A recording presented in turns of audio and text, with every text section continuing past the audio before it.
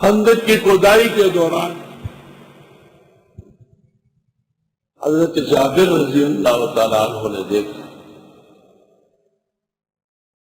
کہ حضرت بہت تکلیف میں ہے، کئی دنوں سے کوئی چیز چکی نہیں تھی۔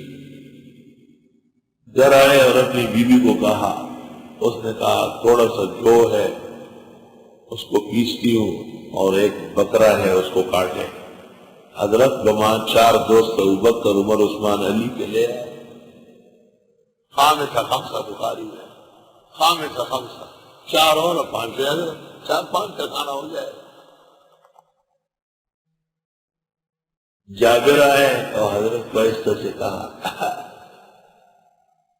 حضرت تھوڑا سا کھانا تیار ہوا آپ کے لیے اور آپ کے چند ساتھیوں کے لیے۔ آپ خندق کے کنارے کھڑے ہو گئے، آپ نے کہا یا اہل خندق، ایک خندق کھودنے والے 3000 صحابہ، ان جابر قد صنع لکم سورا، جابر نے تمہاری دعوت کی ہے۔ اوئے حضرت جابر بڑے غمگین ہو گئے، معزز لوگ ہیں، کھانا تو 4 آدمیوں کا ہے۔ گھر گئے، بیوی کو بتایا، بیوی بھی خوب ہمت والی تھی، فرمایا آپ نے تو حضرت کو بتایا کہ میں بتا چکا ہوں، کہا ہمارے مہمان حضرت ہے اور بقیہ لوگ حضرت کے مہمان ہیں، اللہ اپنے نبی کو رسوا نہیں کرے گا۔ بخاری کے روایت ہے، بخاری میں 7 جگہ موجود ہے۔ حضرت تمام صحابہ سے کہا کدال رکھو، ہاتھ جھاڑو، روانہ ہو جاؤ، اور آپ پہلے تشریف لے گئے، آگے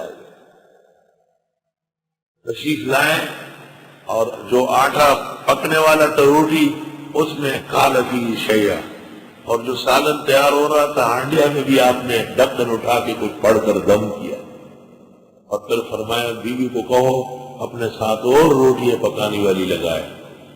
سالن جوش مار رہا تھا، روٹیاں پکتی رہی، اب روٹیاں ختم نہیں ہو رہی، برتن بھر گئے، بڑے بڑے ٹوکرے۔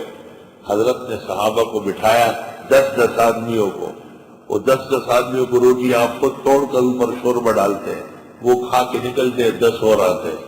اس طریقے سے بخاری کہتے ہیں 1800 آدمیوں نے کھانا کھایا، لیکن مورخین متفق ہے کہ 3000 صحابہ خندق میں موجود ہیں، اور اس پر بھی محدثین کا اتفاق ہے کہ ایک بھی جابر کی دعوت سے رہا نہیں۔